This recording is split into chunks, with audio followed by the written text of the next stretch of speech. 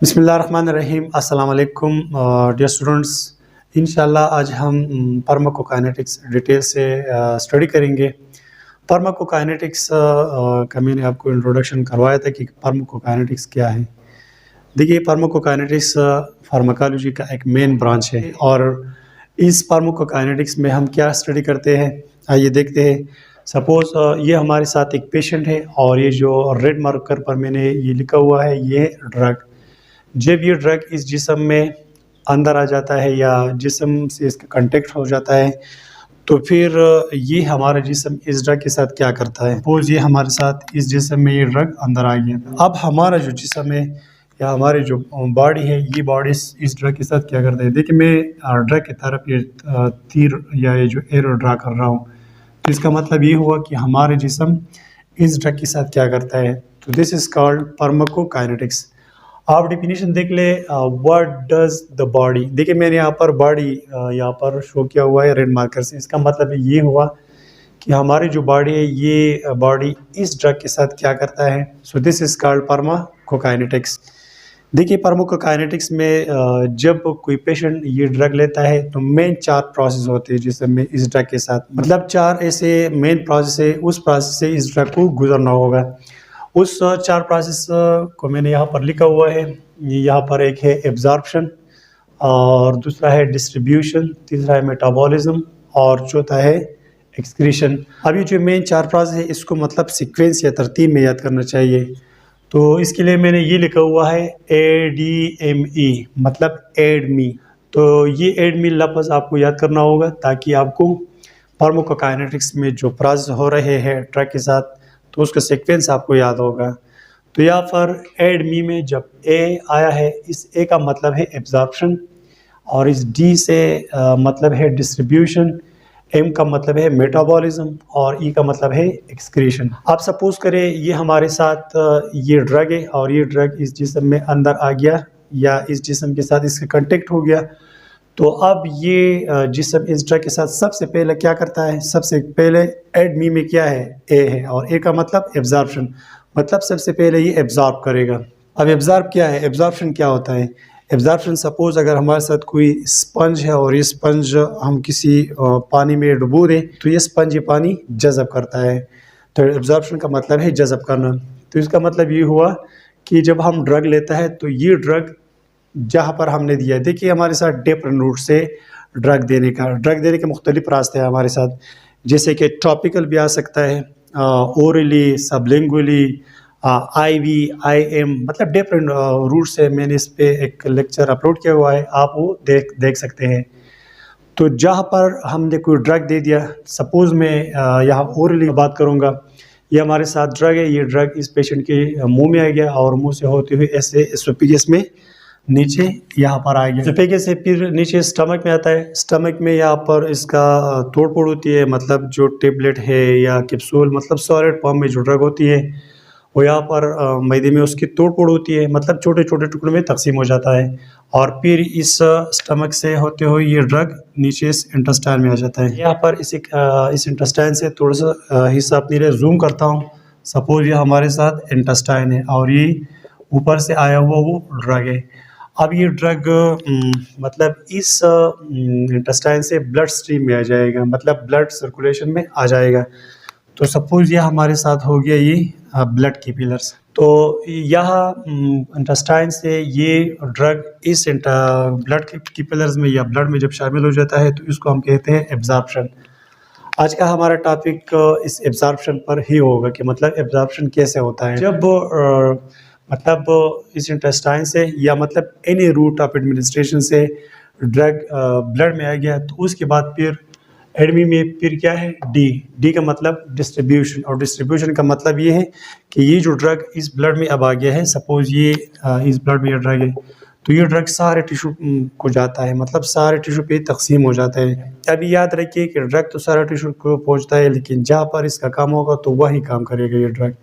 Suppose अगर हम किसी को दिल की या हार्ट के मुतालिक ड्रग देते हैं तो ये जाके हार्ट पे काम करेगा। डिस्ट्रीब्यूशन के बाद फिर है मेटाबॉलिज्म। मेटाबॉलिज्म का मतलब क्या है कि मतलब ये जो ड्रग आ गया है इसके तोड़ फोड़ हो जाती है। अब मेटाबॉलिज्म पीबी या डिस्ट्रीब्यूशन, इस हर पर इंशाल्लाह हम डिटेल से लेक्चर अपलोड करेंगे। एक मेटाबॉलिज्म शॉर्टकट आप यहाँ याद रखें कि यहाँ पर जो डिस्ट्रीब्यूट हो गई ड्रग, तो इस ड्रग की फिर होती है मेटाबॉलिज्म, उसकी तोड़ फोड़ होती है। अच्छा, मेटाबॉलिज्म के बाद फिर है एक्सक्रीशन। एक्सक्रीशन का मतलब ये है कि ये ड्रग अब इस जिस्म से मुख्तलिफ प्रोसेस से बाहर निकलेगा, ये यूरिन की शक्ल के या फीसिस की शक्ल में, और या जो मतलब हम एक्सलेशन करते हैं बाहर, जो हवा पिपड़ों से बाहर आती है, इसमें भी, या स्किन के जरिए डिफरेंट रूट से इंशाल्लाह इस पे भी हम टॉपिक करेंगे। तो ये था फार्माकोकाइनेटिक्स, जिनमें ये 4 प्रोसेस हो रहे हैं। मैंने आपको थोड़ा सा मतलब उसका इंट्रोडक्शन करवाया। आज का हमारा एडमी में मतलब ये 4 क्लासेस हो रहे हैं, एब्जॉर्प्शन, डिस्ट्रीब्यूशन, मेटाबॉलिज्म और एक्सक्रीशन। इसमें आज हम एब्जॉर्प्शन इंशाल्लाह डिटेल से डिस्कस करेंगे। अच्छा, एब्जॉर्प्शन के बारे में तो मैंने आपको बताया कि एब्जॉर्प्शन का माना है जज़ब होना। सपोज जब हमारे जिस्म में ड्रग आ जाता है, तो ये ड्रग हमारे जिस्म जहाँ पर हमने दिया है, मतलब साइट ऑफ एडमिनिस्ट्रेशन से, या मतलब जहाँ पर हमने ड्रग दिया है, ये ड्रग उस जगह से ब्लड स्ट्रीम में आ जाना, इसको कहते हैं एब्जॉर्प्शन। ये आप डेफिनेशन देख लें, passage of a drug from its site of administration. Suppose अगर हम IM या मतलब मसल में जो ड्रग देते हैं, तो ये ड्रग मसल से ब्लड में आ जाता है। एब्जॉर्प्शन एक ऐसा प्रोसेस है जहाँ पर हमने ड्रग दिया है, वहाँ से ये ड्रग ब्लड में जाता है। लेकिन ये एक बात आप जहन में याद रख लें कि IV और मतलब IA मतलब इंट्रावीनस और इंट्रा आर्टेरियल, तो वेन और आर्टरी में जो हम ड्रग देते हैं वो डायरेक्ट मतलब ब्लड स्ट्रीम में शामिल हो जाता है, उसमें एब्जॉर्प्शन का प्रोसेस नहीं हो रहा। बाकी इसके अलावा जितने भी रूट्स है, वहाँ से ड्रग ब्लड में डिफ्यूज या मतलब एब्जॉर्ब होता है, टॉपिकली, सबलिंगुअली, ओरली, या IM और मतलब इंट्रामस्कुलर, इंट्राडर्मल और सबक्यूटेनियस, ये जितने भी हम ड्रग देते हैं जिन जिन रूट से, तो यहाँ से ड्रग फिर एब्जॉर्ब होता है ब्लड में। ड्रग मतलब साइट ऑफ एडमिनिस्ट्रेशन से आ जाता है, ब्लड स्ट्रीम में आ जाता है। ये मतलब साइट ऑफ एडमिनिस्ट्रेशन से मतलब ये आपके इंटेस्टाइन, यहाँ पर हमने ड्रग भेजा हुआ है, तो इस इंटेस्टाइन से ड्रग फिर यहाँ इस ब्लड में आ जाता है, तो इसको कहते हैं एब्जॉर्प्शन। तो सबसे पहले आप हमारे साथ ये कुछ प्रिंसिपल है, कुछ उसूल है, आप ये याद रख लें, तो फिर इंशाल्लाह एब्जॉर्प्शन आपको समझ आ जाएगा। देखिए, ड्रग हमारे साथ 2 किस्म के हैं, एक है लिपिड सॉल्युबल और दूसरा है वाटर सॉल्युबल। तो लिपिड सॉल्युबल मतलब आसानी से एब्जॉर्ब हो सकता है, ये कानून है। अब लिपिड सॉल्युबल क्यों आसानी से एब्जॉर्ब हो सकता है, ये मैं आपको बताऊंगा। और दूसरा है water soluble. Water soluble drugs आसानी से एब्जॉर्ब नहीं होगा। इसके अलावा दूसरा हमारे साथ है नॉन आयोनाइज्ड। नॉन आयोनाइज्ड का मतलब ये है, सपोज ये हमारे साथ कोई ड्रग है, इसमें मतलब प्लस या मनफी चार्ज इस पे नहीं है, तो ऐसे ड्रग आसानी से एब्जॉर्ब हो सकते हैं। और सपोज ये हमारे साथ ड्रग है, सपोज इस पे पॉजिटिव चार्ज है या इस पे नेगेटिव चार्ज है, आयोनाइज्ड मतलब आयंस की बात कर रहा हूँ, तो ये जो नॉन आयोनाइज्ड है, जिस पे मतलब प्लस माइनस वाला चार्ज नहीं है, तो ये आसानी से एब्जॉर्ब होगा। और जिन ड्रग या जिन मॉलिक्यूल पे प्लस या माइनस चार्ज होगा, तो वो आसानी के साथ एब्जॉर्ब नहीं हो सकते। तो इसका मतलब ये हुआ कि non ionised drug can be absorb easily, और आयोनाइज्ड ड्रग मतलब आसानी से एब्जॉर्ब नहीं हो सकता। अच्छा, हमें तो ये प्रिंसिपल समझ आ गया। इसके बाद हम मैकेनिज़्म की बात करते हैं कि मतलब ये ड्रग यहाँ पर जो साइट ऑफ एडमिनिस्ट्रेशन में ड्रग पड़ा हुआ है, वहाँ से ये ड्रग इस ब्लड में कैसे आता है। तो उसमें सबसे पहला है हमारे साथ पैसिव डिफ्यूजन। डिफ्यूजन आपको मतलब 8, 9, 10 मतलब ये वहाँ से ये टॉपिक आपको पढ़ाया जा रहा है कि डिफ्यूजन क्या है।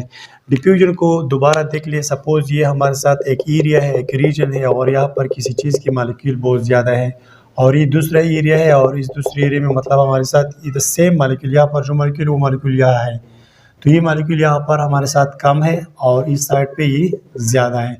तो डिफ्यूजन का ऐसा कानून है कि मतलब इस ज़्यादा मालिक्यूल से कम तरफ ये मालिक्यूल मतलब सफ़र करेगा। देखिए, ये हमारे साथ जो इंटेस्टाइन है, इस इंटेस्टाइन के अंदर की तरफ एक हमारे साथ एक लेयर है, उसे हम एपिथेलियल टिश्यू कहते हैं। एपिथेलियल टिश्यू में जो सेल्स है, मैं वही सेल आपको मतलब ड्रा कर रहा हूँ। सपोज ये हमारे साथ हो गया, ये है इंटेस्टाइन, ठीक है, और इस इंटेस्टाइन से अंदर ये क्या है, ये हमारे साथ एपिथेलियल टिश्यू है। तो ये एपिथेलियल टिश्यू किस चीज़ से बना हुआ है, ये हमारे साथ मतलब सेल से बना हुआ है। और यहाँ पर ये क्या पड़ा हुआ है, ये हमारे साथ ड्रग है। तो ये ड्रग मतलब इस एपिथेलियल सेल में अंदर आ जाएगी, ऐसे इसमें अंदर आ जाएगा। अच्छा जनाब, तो ये आप याद रख लें कि ये जो ड्रग है, ये ड्रग इस इंटेस्टाइन में बहुत ज़्यादा है, इसकी कंसंट्रेशन बहुत ज़्यादा है और इस खोलियों में अंदर मतलब या बिल्कुल नहीं है और या कंसंट्रेशन बहुत ज़्यादा कम है, तो डेफिनेटली ये ड्रग यहाँ से मूव करके यहाँ इस सेल्स में आ जाएगा, यहाँ पर ये आ जाएगा। फिर यहाँ से मतलब यहाँ निकलेगा और यहाँ पर ब्लड वेसल होगा और ब्लड वेसल में फिर दोबारा से यहाँ पर है, तो वही सेम प्रोसेस यहाँ भी होगा। मतलब यहाँ कंसंट्रेशन ज़्यादा होगी और कंसंट्रेशन ज़्यादा होने की वजह से ये इस सेल्स में आएगा और इस सेल्स से फिर मतलब ये जो ब्लड स्ट्रीम है यहाँ पर ये ड्रग आ जाता है। तो मैं आपको मतलब पैसिव डिफ्यूजन की बात कर रहा था। पैसिव डिफ्यूजन ऐसा डिफ्यूजन होता है कि इसमें कोई एनर्जी वगैरह यूज़ नहीं होती। तो सपोज़ यहाँ पर हमारे साथ ये ड्रग बहुत ज़्यादा है और इस साइड पे कम है, तो ये ड्रग डेफिनेटली इस इंटेस्टाइन से इस तरफ सफ़र करेगा। आपको पता है कि हमारा जो ये सेल मेम्ब्रेन है लिपिड बाइलेयर है। सपोज़ ये हमारे साथ सेल है, ठीक है। तो ये सेल आपको पता है कि ये जो सेल हमारे साथ बना हुआ है ये लिपिड बाइलेयर है, मतलब लिपिड से बना हुआ लेयर है, तो मतलब ये सारा लिपिड है। तो जो लिपिड में डिज़ॉल्व हो सकता है वो ड्रग तो डेफिनेटली आसानी के साथ अंदर आ जाएगा, इसे अंदर आ जाएगा। अच्छा, ये मतलब सेल के बाहर वाला इलाका है, मतलब एक्स्ट्रा सेलुलर स्पेस, और ये खोलिए के अंदर वाला एरिया है, मतलब इंट्रा सेलुलर स्पेस। तो ये जो ड्रग मतलब लिपिड में डिज़ॉल्व हो सकता है वो तो इस दीवार की मदद से अंदर आ जाएगा। लेकिन जो वाटर सॉल्युबल है, तो वाटर सॉल्युबल के लिए यहाँ पर कुछ पोर्स होते हैं इस सेल मेम्ब्रेन में, तो वो वाटर सॉल्युबल ड्रग मतलब इस पोर की मदद से अंदर आ जाएगा। अच्छा जनाब, तो ये पैसिव डिफ्यूजन यहाँ पर मैंने लिखा हुआ है दो किस्म के, एक है एक्वियस डिफ्यूजन और एक है लिपिड डिफ्यूजन। एक्वियस डिफ्यूजन का मतलब है जो ड्रग वाटर में डिज़ॉल्व हो सकता है, तो वो ड्रग सपोज हमारे साथ ये वो ड्रग है, ठीक है, यहाँ पर कंसंट्रेशन बहुत ज़्यादा है और वाटर सॉल्युबल ड्रग है, तो वो इस खास पोर्स की मदद से अंदर ये ड्रग आएगा। और दूसरा हमारे साथ है लिपिड डिफ्यूजन। लिपिड डिफ्यूजन का मतलब है जो ड्रग हमारे साथ लिपिड में डिज़ॉल्व हो सकता है और यहाँ पर इसका कंसंट्रेशन बहुत ज़्यादा है, तो इस लिपिड की मदद से अंदर ऐसे आके सेल्स के अंदर आ सकता है। अच्छा, इसके बाद फिर है पिसिलिटेटेड डिफ्यूजन। देखिए पिसिलिटेट से निकला हुआ और पिसिलिटेट हम सहूलत को कहते हैं। इसका मतलब ये हुआ कि हमारे साथ कुछ इस तरह कुछ मॉलिक्यूल होंगे ड्रग के कि वो मॉलिक्यूल मतलब अंदर ऐसे नहीं आ सकते, मतलब न इस फोर्स पे और न लिपिड बाइलेयर की मदद से अंदर नहीं आ सकते। तो उसके लिए फिर हमारे साथ इस सेल मेम्ब्रेन में कुछ ख़ास प्रोटीन होंगे, उस प्रोटीन की मदद से ये अंदर आ सकता है। सपोज़ मैं ये आपको ड्रा कर रहा हूँ, ये हमारा साथ सेल मेम्ब्रेन है, तो यहाँ पर कुछ ख़ास प्रोटीन होंगे, ख़ास प्रोटीन, उसको हम कैरियर प्रोटीन कहते हैं। कैरियर प्रोटीन की मदद से ये ड्रग अंदर आ सकते हैं सेल की तरफ। इसको हम कहते हैं पिसिलिटेटेड डिफ्यूजन। पिसिलिटेटेड डिफ्यूजन का मतलब है कि बाज़ ऐसे ड्रग्स के मॉलिक्यूल जो किसी चार्ज की वजह से या मतलब उसकी साइज़ की बड़े होने की वजह से वो मॉलिक्यूल अंदर ऐसे मतलब इस पोर पे और इस लिपिड बाइलेयर पे अंदर नहीं आ सकते, तो उसके लिए इस सेल मेम्ब्रेन में स्पेशल ख़ास प्रोटीन होते हैं, उसको हम कैरियर प्रोटीन कहते हैं। इसकी और ये भी याद रख लें कि इस पिसिलिटेटेड डिफ्यूजन में भी एनर्जी यूज़ नहीं होगी। अच्छा, इसके बाद फिर है एक्टिव ट्रांसपोर्ट। एक्टिव ट्रांसपोर्ट के इस नाम से पता चल जाता है कि इसमें मतलब जब मॉलिक्यूल बाहर से अंदर आएंगे, सपोज ये हमारे साथ मॉलिक्यूल है, ठीक है, ये किसी ड्रग की कोई मॉलिक्यूल है, तो ये मॉलिक्यूल बाहर से अंदर आने में एनर्जी खर्च होगी। एनर्जी सपोज़ अगर किसी मॉलिक्यूल की कंसंट्रेशन अंदर बहुत ज़्यादा हो, यहाँ पर मैं ये आपको बता रहा हूँ कि किसी ड्रग की मॉलिक्यूल इस चीज़ में बहुत ज़्यादा है और बाहर ये कम है, तो ये जो कम मॉलिक्यूल है, ये कम मॉलिक्यूल भी हम अंदर लाएंगे, क्योंकि इस कम मॉलिक्यूल की मतलब हमें ज़रूरत है अंदर, अगर चीज़ की निस्बत ज़्यादा है लेकिन कम भी अंदर आएंगे, और जब कम अंदर आएंगे तो उसके लिए डेफिनेटली मतलब ये सेल मेम्ब्रेन एनर्जी यूज़ करेगा। अच्छा, इसके बाद फिर हमारे साथ है एंडोसाइटोसिस। एंडोसाइटोसिस का मतलब ये है, सपोज ये हमारे साथ सेल मेम्ब्रेन है, मतलब ये एक्स्ट्रा सेलुलर है और ये इंट्रा सेलुलर स्पेस है, यहाँ पर कोई मॉलिक्यूल है, ये मॉलिक्यूल बहुत बड़ा है, वो तो ना मतलब एक्टिव ट्रांसपोर्ट से अंदर आ सकता है, न पिसिलिटेटेड डिफ्यूजन से अंदर आ सकता है और न पैसिव डिफ्यूजन से अंदर आ सकता है। तो एंडोसाइटोसिस का मतलब ये है कि ये जो सेल मेम्ब्रेन है, ये सेल मेम्ब्रेन यहाँ से अंदर की तरफ ऐसे फोल्ड होगा, अंदर की तरफ एक पॉकेट जैसा बनाएगा और ये ड्रग यहाँ इसमें आके या ये मॉलिक्यूल इसमें आके मतलब ऐसे गिर जाएगा इस सेल मेम्ब्रेन में। तो फिर ये सेल मेम्ब्रेन बाहर से दोबारा जोड़ेगा इसे और ये इसको डिटेच करके अंदर सेल में अंदर लाएगा। ये आप एक एंडोसाइटोसिस का मतलब दोबारा समझा रहा हूँ कि मतलब कोई मॉलिक्यूल है हमारे साथ, वो मॉलिक्यूल बहुत बड़ा है, मतलब पैसिव डिफ्यूजन या फैसिलिटेटेड डिफ्यूजन या एक्टिव ट्रांसपोर्ट की मदद से वो अंदर नहीं आ सकता।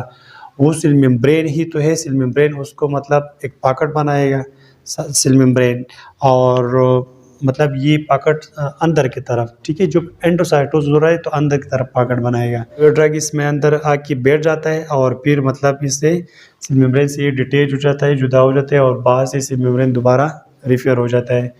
तो इसको हम एंडोसाइटोसिस कहते हैं और ये ड्रग फिर यहाँ साइटोप्लाज्म में अंदर आ जाता है। लेकिन ये बात याद रख लें कि एंडोसाइटोसिस वाले इतने मॉलिक्यूल बहुत ज़्यादा कम है, बहुत रेयर है। ज़्यादातर हमारे साथ पैसिव डिफ्यूजन होता है और फैसिलिटेटेड डिफ्यूजन हो जाता है। एक्टिव ट्रांसपोर्ट भी मतलब आम है। तो ये था हमारे साथ फार्माकोकाइनेटिक्स के बारे में आज का टॉपिक। फार्माकोकाइनेटिक्स में मतलब ये 4 चीज़ें हम डिस्कस कर रहे हैं: एब्जॉर्प्शन, डिस्ट्रीब्यूशन, मेटाबॉलिज्म, एक्सक्रीशन। आज के टॉपिक में हमने मतलब एब्जॉर्प्शन पर डिटेल से बात की। एब्जॉर्प्शन क्या है कि जहाँ पर कोई ड्रग जिस्म को मिला हुआ है, मतलब जिस रास्ते से, उस रास्ते से ये ड्रग ब्लड स्ट्रीम में जाएगा, मतलब ब्लड के साथ शामिल हो जाएगा। तो उसके लिए कुछ ये उसूल है। उसूल के बारे में मैंने आपसे बात की कि मतलब एक लिपिड सॉल्युबल ड्रग है और एक water soluble. Lipid soluble drug मतलब आसानी से एब्जॉर्ब हो सकता है क्योंकि सारा सेल मेम्ब्रेन लिपिड से बना हुआ है। इसके बाद फिर है water soluble. Water soluble molecule आसानी से एब्जॉर्ब नहीं हो सकते। और फिर है नॉन आयोनाइज्ड। नॉन आयोनाइज्ड भी मतलब आसानी के साथ एब्जॉर्ब होंगे, और आयोनाइज्ड जिस पे +1 पे चार्ज हो और आसानी के साथ एब्जॉर्ब नहीं होगा। ये मैकेनिज्म है, मतलब ये ड्रग साइट पर एडमिनिस्ट्रेशन से ब्लड में किस किस तरीके से अंदर आ सकता है।